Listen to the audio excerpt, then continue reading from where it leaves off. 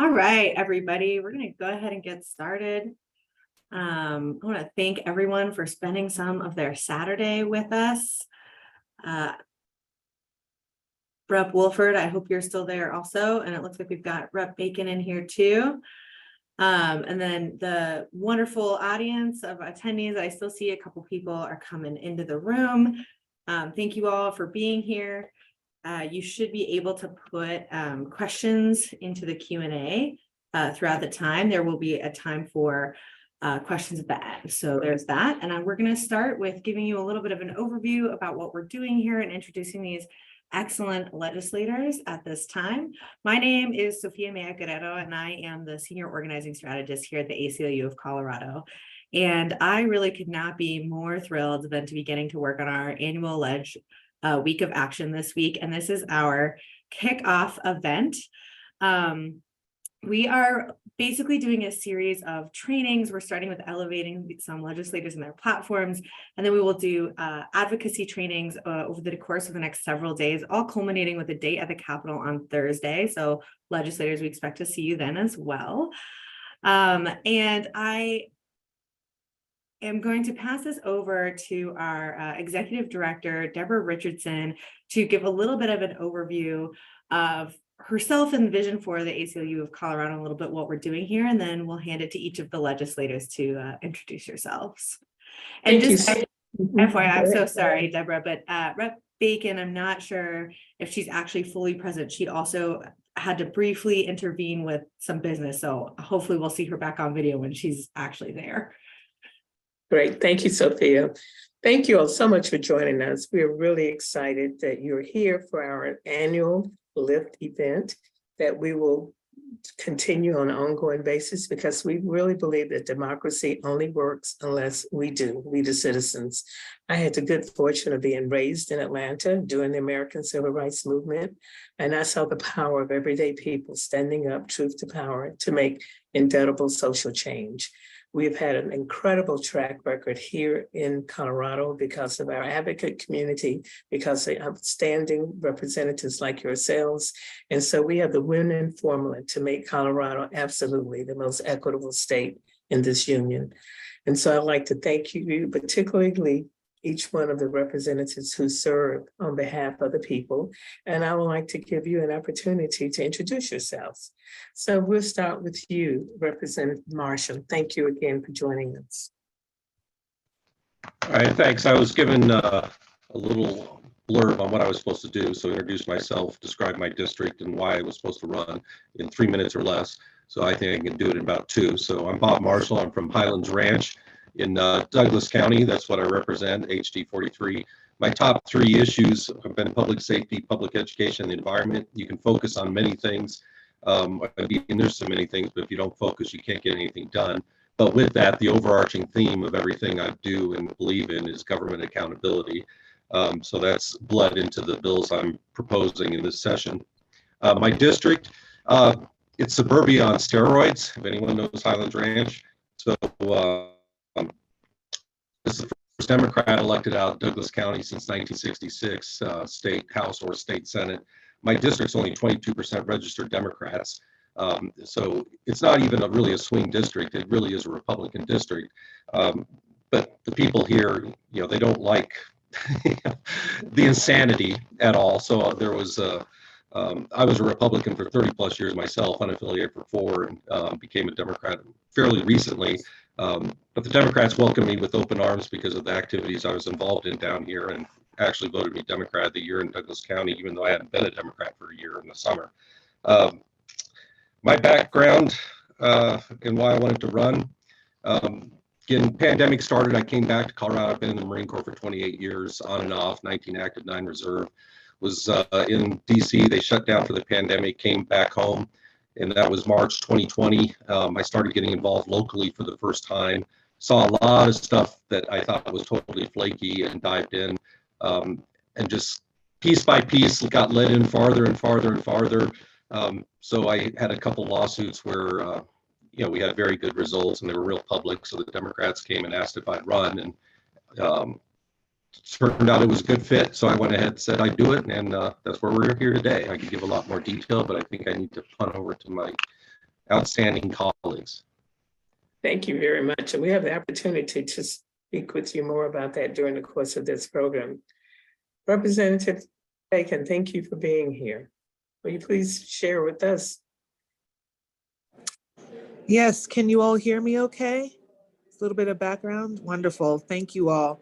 My name is Jennifer Bacon, and I have the privilege of serving Colorado's House District 7. And so that is the far northeast corner of Denver. So if you've ever, flown in and out of the DIA airport, that's my district. I represent Green Valley Ranch, Montbello, and the Northfield neighborhoods. I came to this role having really spent a lot of time with my community. Before being a legislator, I worked to train people, teachers, to get engaged in policy, politics, and organizing. And my first job in Denver was to be a community organizer to end the school to prison pipeline. So that being said, I spent a lot of time in public education. I serve on the education committee. I'm also an attorney, and I serve on the judiciary committee, along with Representative Marshall. And I have the privilege of being the assistant majority leader of our caucus. But ultimately, I ran and found my way into this space at the request of my community. I see myself as the amalgamation of 15,000 people. And so when I speak, I try to speak for the voices of those who put me here. A lot of people deal with us in the building, and they need to be reminded we didn't just put ourselves in these seats. I want to say thank you to our executive director here, because she is a real life shero. And, you heard a little bit of her story and coming from Atlanta. I have my parents also grew up in a time, one of them graduated from a segregated high school. And so my purpose of being any sort of leader, elected or not, is to dismantle the systems that were put in to keep us in our place. So that is my sole purpose in the legislature. So I run bills to do just that. And I look forward to sharing more about that with you all. Thank you, Representative Bacon. Representative Wilford, please share with us. Well, first of all, good morning, everyone. And thank you all so much for the opportunity to join this conversation and be a part of this week-long advocacy journey that you all have put together. It's really exciting. And I know from personal experience that it's really powerful when you have people coming together to facilitate change and to talk to their legislators about policies that matter. So thanks again for that. I am Representative Jenny Wilford. I represent House District 34, which covers all of North Glen and then a significant portion of Thornton. And it's my district's entirely within Adams County. My background is really in policy and advocacy and campaigns. I've done everything from teaching, recruiting and training Democratic women to run for office to most recently working for the Colorado Sierra Club on our clean energy transition. And I've absolutely loved that work. Outside of my, professional background, I'm a mom of two. My daughter is 20 months old and my son is 7 years old. And I'm the only woman in the house at the moment that has kids under the age of 2. So I think that's an important perspective that I bring to the table, particularly because I really truly believed that lived experience matters, and lived experience makes our legislators stronger and the conversation stronger. And I know that as a mom of 2 kids paying over $3,000 a month for childcare, that perspective is one that we have to consider. Outside of that, I'm a former union member and I had the pleasure of serving on North Glen City Council for the last 5 years. And the experience of serving on a city council in a local government is just so intimate. I mean, people come to you with their hopes, their dreams, their frustrations, their ideas, and you get to have a really, again, I'm going to say the word intimate because I think that's the best way to put it, but a intimate experience and relationship in helping them solve those problems and overcome those barriers. But one of the most frustrating things for me on city council was only being able to solve problems within my city limits and not being able to solve problems that were much larger. Everything from our ozone non-attainment and our poor air quality to affordable housing, to transportation, to childcare systems, to to the way that we support and care for older adults. I heard stories from my community about what their needs were and recognized that if I ran for the state house, that I might be able to help shift some changes that would make a difference in their lives. So I'm excited to be here and looking forward to continuing the conversation. Thank you very much. Now, Representative Bacon, I need to go off script. Tell me why you did this sign when Representative Wilford was introducing herself. Because she's the reason she was my coach when I ran for school board. So dreams do come true when Jenny Wilford's around. That is so awesome. I love that. Lift that you climb example. Thank you both for sharing that. So we're most interested in hearing about you and your session, the bills that you're going to be running, why it's important for your constituents, and how you really interact and gain impact from your constituents, because we want people to understand how important it is to be present and provide you with real-time, not only input, but also an opportunity to have in-depth conversations as you're establishing your agenda. And we kind of know part of your story, Jen, but also who inspired you or what inspired you to run for office. So Representative Wilford, we'll start with you. Oh boy, okay. I know, right? Just a little bit. Yeah, no, of course. So when I was thinking about the bill that I wanted to share, obviously I wanted to share all of them because I think, none of us run legislation just for the sake of running legislation. We run legislation to solve a problem or make a difference in somebody's life. So it's hard to kind of narrow it down. But the one that I want to talk about today is a dependent allowance. So when a worker's employment situation may temporarily change, but we know that financial commitments don't change, right? Like your rent doesn't change, your child care doesn't change, the need to pay for diapers or groceries or medical prescriptions, those things do not change. And when somebody is going on unemployment insurance and they have dependents, they have to stretch those dollars a whole lot further than a single person without dependents. And so I'm running a bill, House Bill 1078, it will establish a dependent allowance for workers with children or dependent adult children. And these folks will get an additional $35 per week per dependent on top of their weekly benefit allowance. And our hope is that that will provide some additional stability for families as they work to figure out what the next step is, whether that's job training, whether that's interviewing or identifying their next job, and ensuring that they're not just having to take the first job that comes their way, right? The whole point is we want folks to be able to find a job that's going to help themselves and their families succeed and be stable and successful in the future. So that's one of the bills that I'm working on. And then the other one that I'll just very briefly highlight is that Representative Bacon and I are going to be running an air quality bill. And, it's the real intent here is to ensure that future oil and gas operations don't continue to exacerbate our severe ozone non-attainment situation on the Front Range. And so we'll be excited to be talking about that more deeply in the future. But those two are, my hope is that those two bills are really going to make a difference for the residents, not only in my community, but across Colorado. And then when I think about the people that inspire me, I mean, honestly, it's the people that I live with. It's my next door neighbor, who's a middle school principal and, is working so hard to make sure that her family's taken care of and that, the kids that she's seeing in her classrooms every day are successful. And it's, really just having the opportunity to live life with these hardworking folks that inspire me to continue to do this work, because I know their stories, I know their struggles, and we all want to see Colorado move forward in a way that everybody can thrive. Great, thank you for that. Representative Marshall, will you unmute and ask the questions?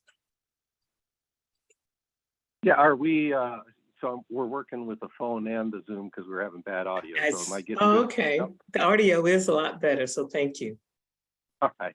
So I don't know if you even heard what I said earlier, but so now we're on the bill questions. Same as Rep. Wilson. I like all my bills.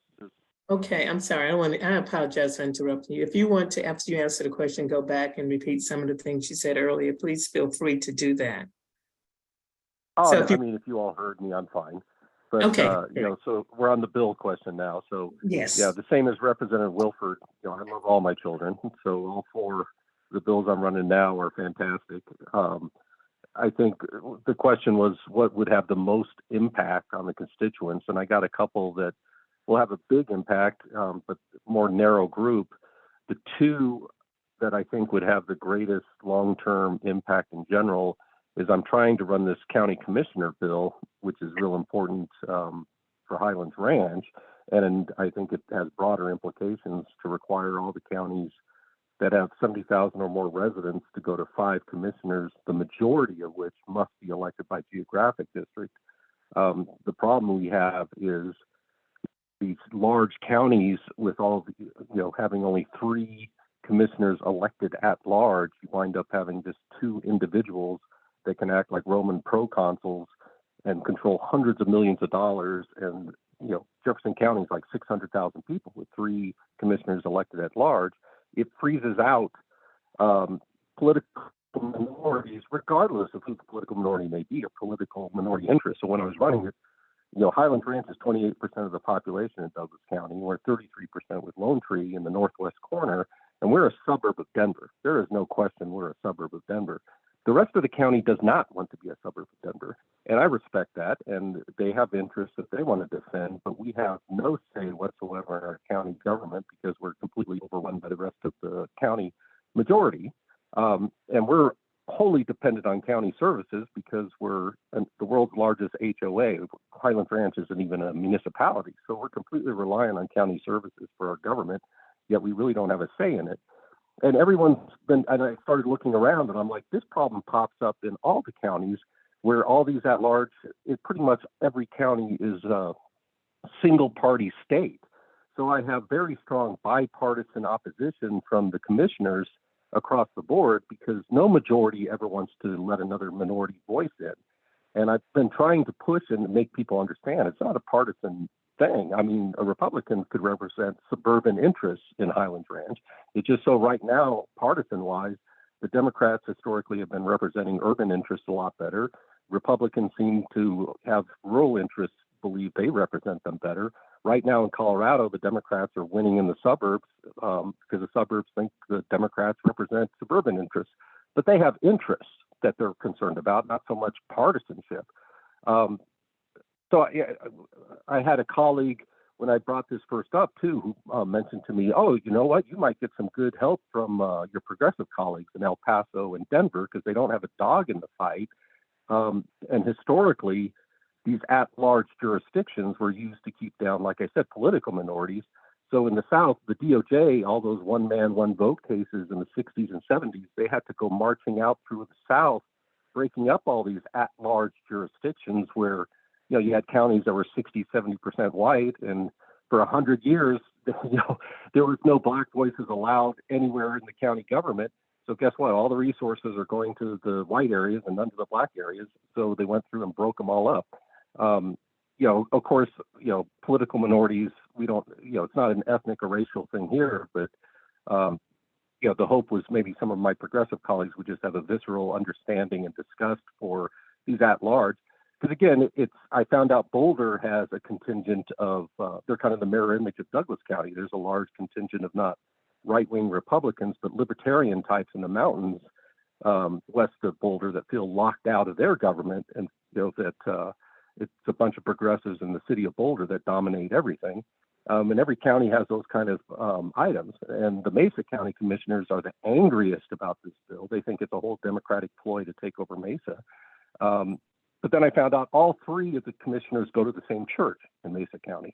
I'm like, what kind of diversity of representation is this? So, it's interesting. So, I've probably taken more of my time on it, but, I'm passionate about it because to me, it's a good governance bill on its merits. And it's a little frustrating because I've talked to so many of my colleagues, and I'd say probably 80, 90% of them all say, you are absolutely right. This is the right thing to do. but I can't take the political heat. And I've even had colleagues say, "You're absolutely right. Let me talk to my commissioners." And they come back tail between their legs saying, "No, I ain't touching this." But I'm hopeful that some will see through it and say, it's not, the commissioners hate it, not the counties. They're like, the counties don't like it. It's like, no, it's the commissioners.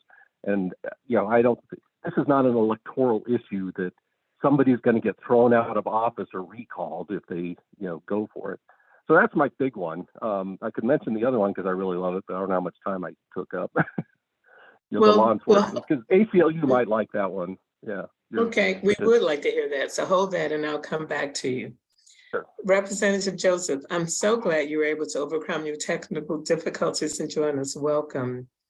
We'd like to go back and ask if you would introduce yourself and tell us about your district, and then segue into the bill that you're working on this session that you think is very important for your constituents. Oh, and also make sure you share with us the district and who you're representing. Yeah, thank you so much. I had the pleasure of hearing my colleague, Bob Marshall, Representative Bob Marshall. My name is Junie Joseph. I represent House District 10 in Boulder. And we are super progressive in Boulder, and I'm very proud of that. And of course, no community is perfect. And that's why I'm at the state legislature, so that we can do better by our community members. I've been on city council and I'm still on city council. I've been on council for about 3 years. And one of the questions that you asked is, why am I serving? I mean, for me, coming from a place like Boulder, where we are 91% white, 8% Hispanic, less than 1% Black, there is still not enough diversity in community, and also there's not enough diversity in leadership. So for me, when I first moved to Boulder, I wanted to be part of the conversation because I knew that that voice was missing. And Boulder strives itself as a community that wants to be more diverse, that wants to be more inclusive. And that inclusion requires action. It requires ensuring that we have more people of color in the process, have more LGBTQ plus people involvement as well. So for me, I would say the reason why I got involved is that I answered the call. And when I first ran for council, there were people who didn't believe that I could win.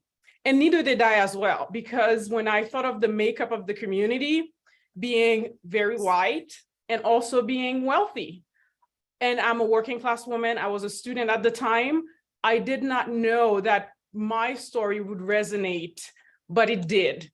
And ultimately, I learned that if you do have a good story, and most people in the community, regardless of whether they're wealthy, whether they're white, people care deeply and they want to see that diverse community. It's about stepping up and reaching out, which I have done, which allowed me to make it to the state house. And as you know, Rep. Hooten, who had the position before me, she withdrew and I took on that opportunity. There was a vacancy. Again, that was another opportunity for me to step up and serve the community. I was on council for 3 years and I knew the issues. And even though I was younger, much younger than many of the people who were part or who was running for the vacancy committee, but I thought that I had an important voice and I also had qualification, but as well as part of it, I had the level of empathy that people were looking for, because there is that experience, but there's also that empathy.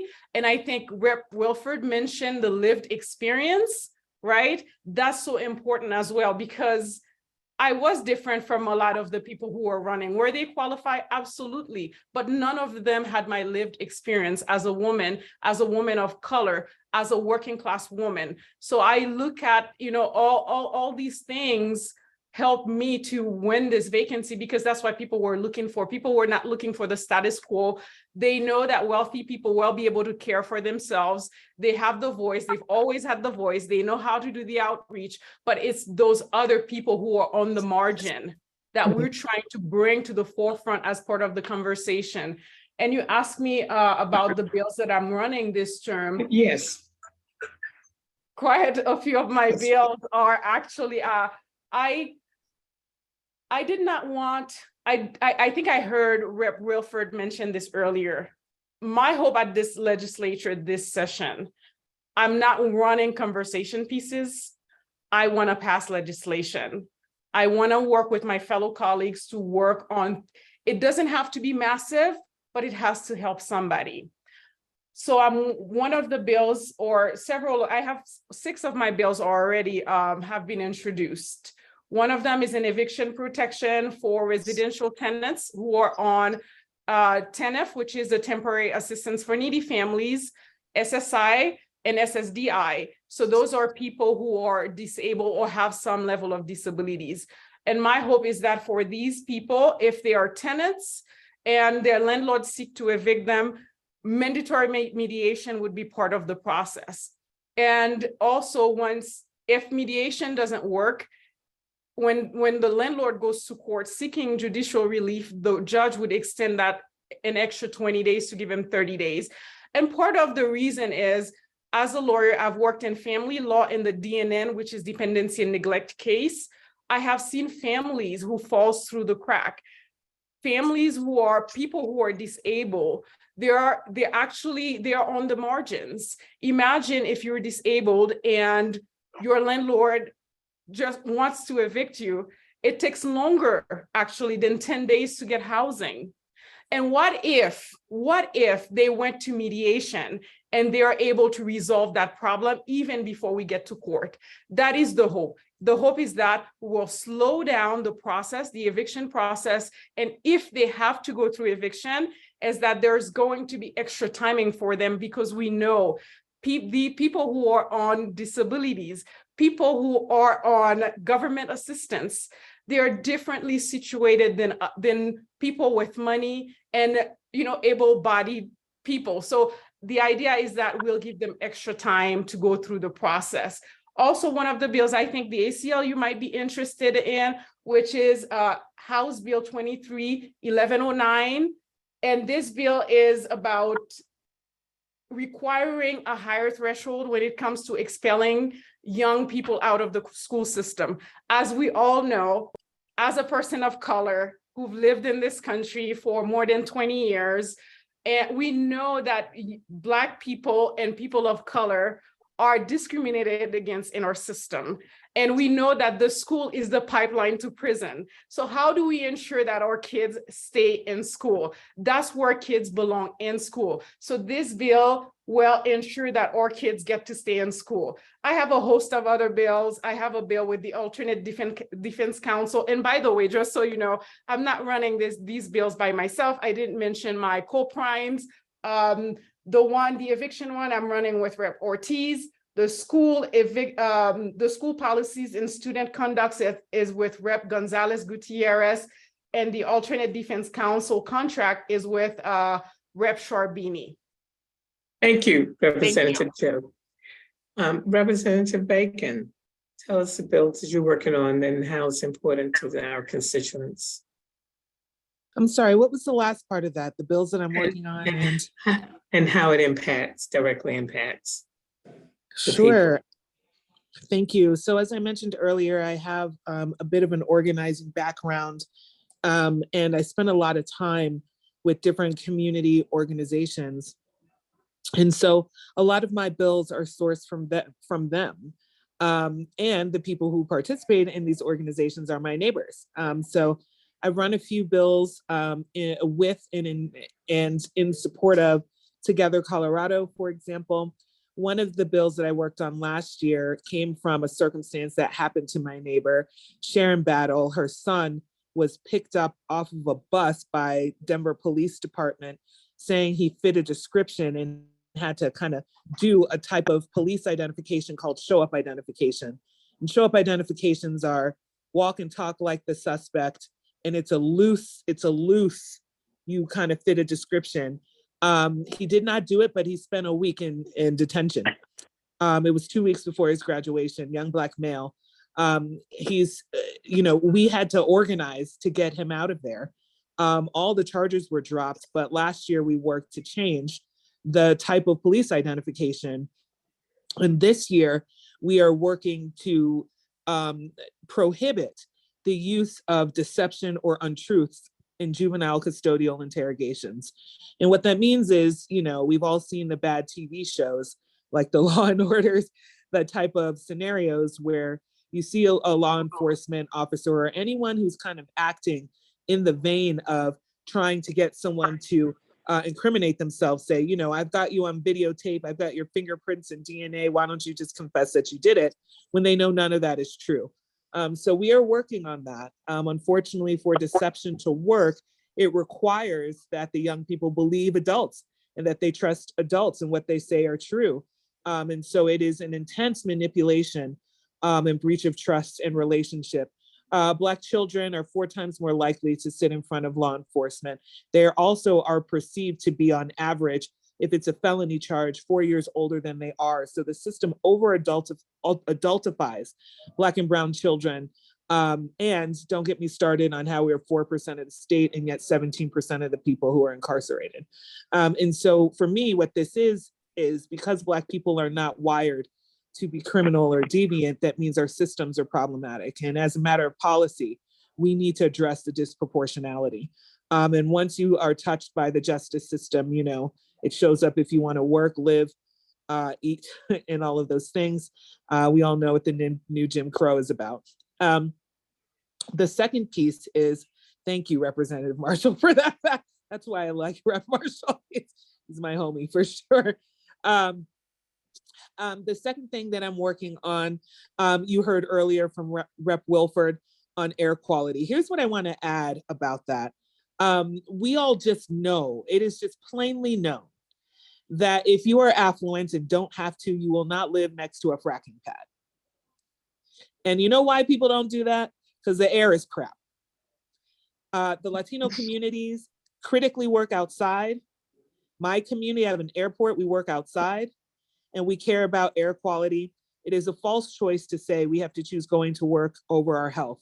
We are fill in the blank times more likely to be asthmatic than anyone else. The Latino community has higher proportionality of that because they're critical mass, if not the majority of communities where they live and work have fracking going on. And so the air quality issue is an environmental justice issue. It is a racial issue, and it is an economic issue. And at this point, our air cannot get any worse. And we need to be intentional about mitigating the impacts so that people can live and breathe here without not just asthma, but the carcinogens that are contributing to the cancerous rates that we see. We have communities that are the backbone, for example, of the resort life up in the mountains, but they cannot drink their own water. And the fact that we are Coloradans and proud of 300 days of sunshine and find ourselves a little bit more, whatever we want to say about the rest of the world, it is unacceptable that people cannot drink water in this state because of the toxins. So that's going to be a very big lift. I'm also floating a bill about issuing summons in lieu of arrest, which means for petty offenses, you should get a ticket and not have to spend any time in jail.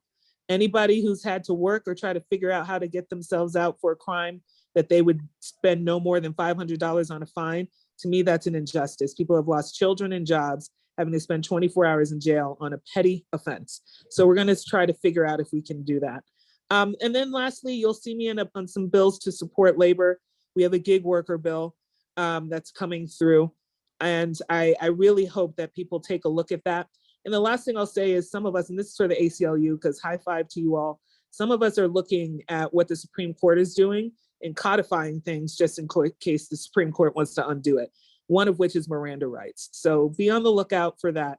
Members of the judiciary are intensely watching the Supreme Court to be sure that we can protect the rights that we've been so used to having for 60 years, including access to abortion care. Thank you very much.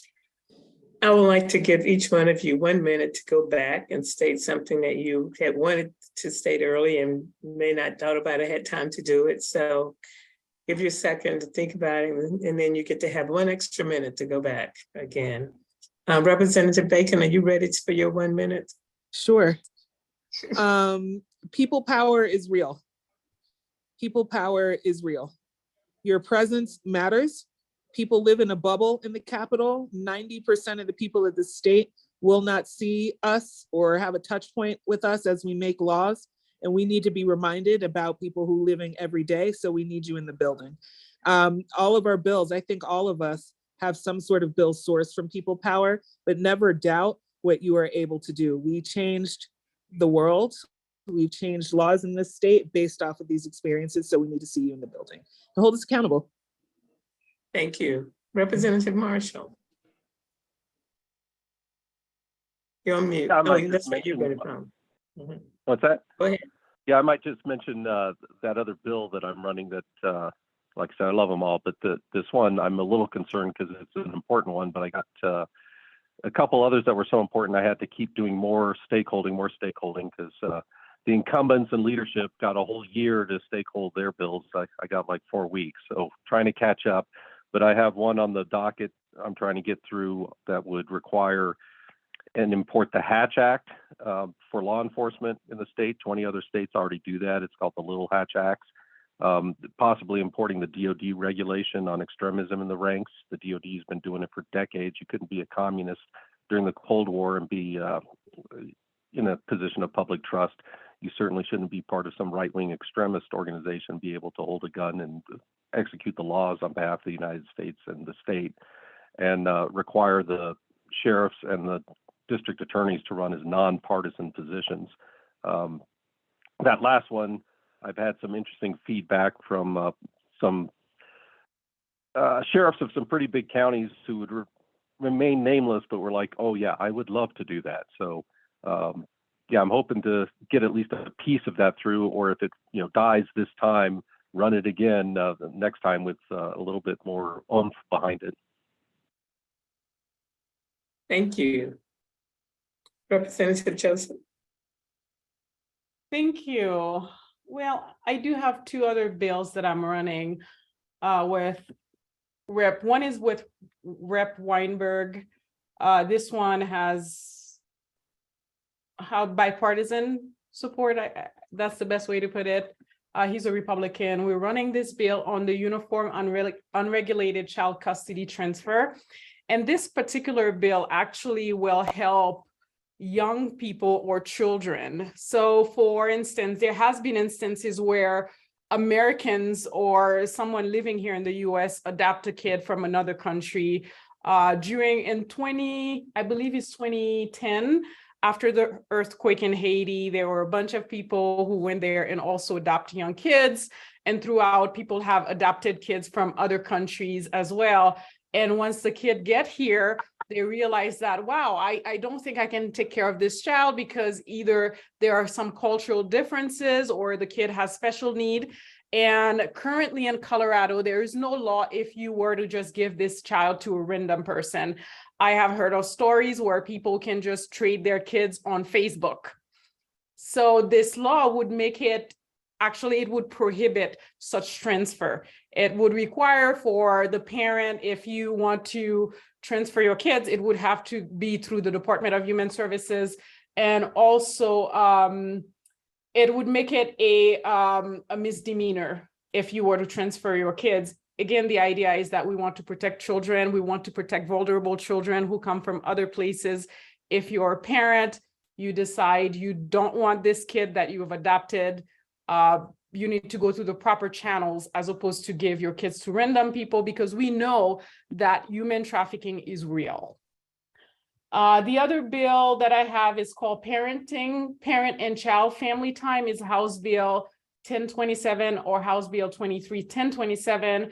Basically, this bill itself, it would ensure that actually it would just change one language in the law, which is visitation, the word visitation in the Children's Code. I do family law, I do DNN, dependency and neglect. And, in a lot of these cases, the way the department engage with a lot of the families, not to say that the department is not trying to do a good job in many instances, but in some instances, it's very much institutionalized in the way the parents are being engaged. When we know sometimes dependency and neglect cases are open because of, let's say the parent they don't have money or housing. That's very different than if someone committed a crime. that has to go through the due process system. So essentially, it would change the word visitation to family time, because people have a fundamental rights to family. And also it would ask the judge to ensure that families have family time outside of a center. Currently, in a lot of my cases, what I see, the department requires supervised time, and I've seen it, and my job is not to tell on the department, but to explain, the stories and the experiences that I've had as an attorney working on dependency and neglect cases. And there are times the department has used supervised visitation as a mean to kind of, how do I say it? Instead of giving unsupervised time to families, they'll give supervised time, and they'll say, well, this parent need to be supervised, when we know that family engagement is something that is natural. So the bill would ensure family time is natural. So Thank I you, have quite a few other Representative. bills as well. I'm sorry, I need to interrupt you because I want to have Representative Wilford have an opportunity talking before we go to a Q&A, but thank you. Representative Wilford. I'm not going to take up a whole lot of time here. I echo absolutely everything Representative Bacon said about getting into the building and coming to visit with us and making sure that we know what you're interested in, what's not working, what you want to see more of. And I guess the last thing I'd say is you're here on a Saturday morning when it's beautiful outside and it's not snowing. And so, you taking time on a Saturday to hear about the different things that we're working on to grow your leadership, grow your expertise and experience says a lot. And I think that what we need more of are people who are passionate and are willing to answer the call of service. And so I would really encourage everybody on this call to think about running for office, whether it's in a local office. We've got a lot of municipal offices that need good, committed folks who are values driven. There are also a lot of boards and commissions at the county and municipal and state level. So think about how you want to continue to show up in this work, because we need every single one of you. Thank you, Deborah. Thank you very much. So I'd like to invite my colleague, Anaya Robinson, our senior policy strategist, to join in the conversation with some of the questions that people have asked. Hi, everybody. Hope you're all having a good Saturday now afternoon. Representatives, thank you so much for being here today and sharing some of your weekend time with us, especially during session. We have a couple of questions for you all that came in through the chat. One around, for Representative Joseph, around the extension in the eviction bill for people with disabilities.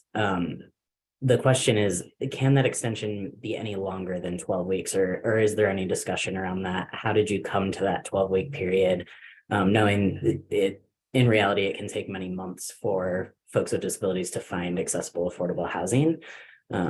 Just kind of what led you to 12 weeks on that? Yeah, thank you for that question. Maybe you misheard me. It was not 12 weeks. The extension would only be 20 extra days. Currently, the issuance of writ, it's 48 hours after, and then after that 72-hour period, there's 10 days. And then what the bill would do is just tack on an extra 20 days on top of that 10 days to make it 30 days. And I understand, I'm a renter myself. I know it's hard to find housing, but nonetheless, there's been a lot of conversation as well. I've been talking with pro-landlord as well, and they have issues with the bill, even though it's only 20 days. And imagine if it were longer, it would even be a longer conversation, and even more difficult conversation. I would like to, if this particular person who asked this question wants to have conversation offline, I'd be happy to have conversations with them. Just know that the landlord group, they are very powerful. And as well, you are powerful too, but a lot of times we don't hear as much from our community members. So that people power is so important that you reach out and you let your voice be heard, because again, it feels like a lot of times that is us fighting those behemoths that have a lot of money. Great, thank you so much, Rep. Joseph. And we actually have a second question for you on the expulsion suspension bill. What community organizations, if any, have been involved in working on that bill? Yes, thank you for that question. It's that particular bill is being run with me and Rep. Gonzalez Gutierrez. There was actually there's been more than 1 year of conversation on this particular bill. So there's been a lot of stakeholding on the bill. We've been working with counties, as you know, that impacts counties as well, school boards, school districts. So there's been extensive stakeholding on this particular bill.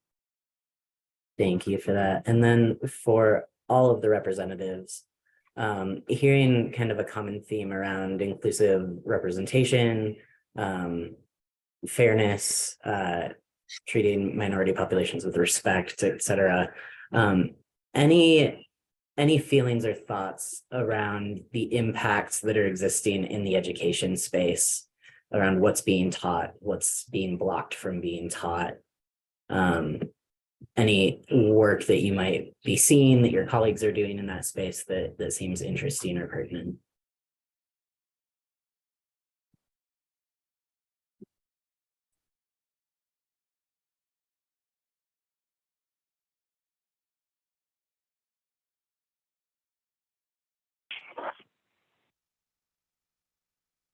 Rep. Wilfred, did you want to jump in on that one? I really wish that Representative Bacon was here because I feel like she's been such a leader on education policy. And unfortunately, I serve on the State Affairs Committee, as well as am the Vice Chair of Energy and Environment. And so, in the last 4-5 weeks of session, I've been really focused in on those different committees. So I'm not as familiar, unfortunately, with all of the concepts that are floating out there as perhaps my other colleagues might be. It's totally fair. I wasn't sure if Rep. Marshall was going to answer first. I think the question is about looking at education and how our kids are being educated. Here, I'm not on the education committee. I'm a person of color. I've been seeing the news around a lot of the education issues. I've worked as a substitute teacher for 2 years myself, and I just came back from a Board of Education meeting in Boulder, and I hear from teachers and people who are in that sector talking about some of the challenges that they have to deal with in the classroom. But part of your question is that, to me, the best way I would answer it is that young people in the United States deserve the right to understand American history fully.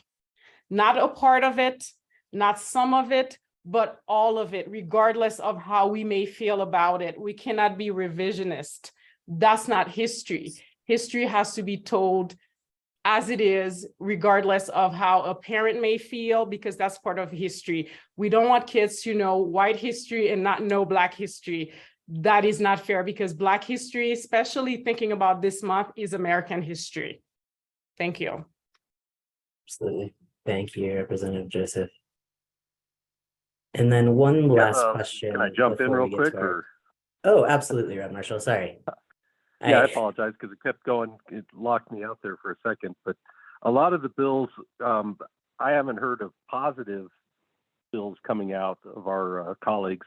A lot of it is defense bills coming from the other side that have to be slapped down. Colorado has a very strong tradition and laws in place for local control. So most of these issues that are popping up are coming up, in the local school boards, and that's where the fight really is most likely going to happen. The State Board of Education, sets down the guidelines on what curriculum needs to be taught, but how it's executed is pretty much done on the local school board level. So that's where you're going to see most of the fight, at least at this point. And one last question before we pass it back over to Sophia to wrap us up. But if you all could talk a little bit about the best way for folks to connect with their representatives at the Capitol, especially considering how many new elected officials we have in Colorado this year. What's the best way for people to get in touch with you and your colleagues to have conversations and let you know what's going on in their lives? Rep. Wilford, do you want to start? Yeah, sure. I'm happy to. At least with my office, any way you want to get in touch is perfect for me. I recognize not everybody can physically get down to the Capitol. And so I think that, you know, if you're able to call, if you're able to send an email, if you're able to text, I think, you know, any way that we can hear from you is valued and important. Rep. Marshall, anything to add there? Oh, I apologize. I was typing an answer to one of the questions. So the question from you all was how to get the constituents to contact us. The best, again, I was multitasking, involved in this panel, multitasking. But what was the constituent question? Was what it was? Yeah, it was just around the best way to get in touch with folks' representatives under the dome. Oh, yeah. Well, because we have so much. I mean, for my office right now, the best way is an email. I read every one of the emails. You know, my staff looks at all of them to verify who's an actual constituent because people send in those form ones all the time. And so they filter out, you know, so I don't have to worry about who I'm talking to, that they're definitely constituents. So that's like usually the best way, because then I will reach out. You know, I'm real hard on, you know, I want to do the contact myself if possible. So that's usually the first best step. And then if you need to follow up off the email, then yeah, we follow up from there. Rep. Joseph, you have anything to add?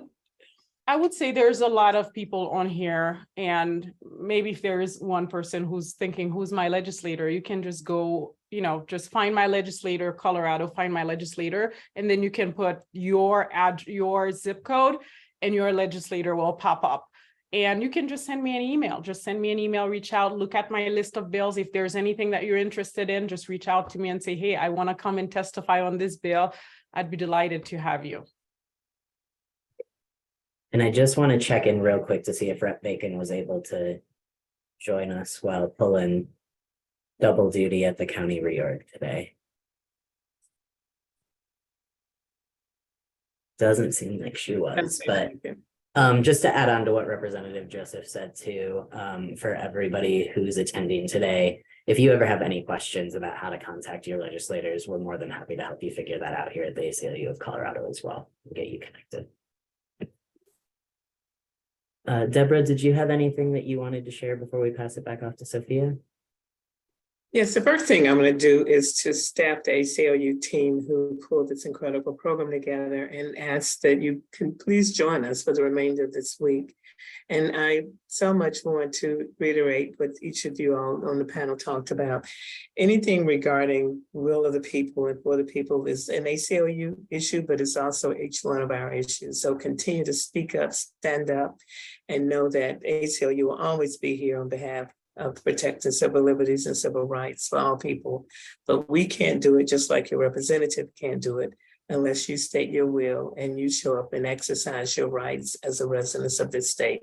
So thank you all very much for being part of it. I'll pass it back over to you, Sophia.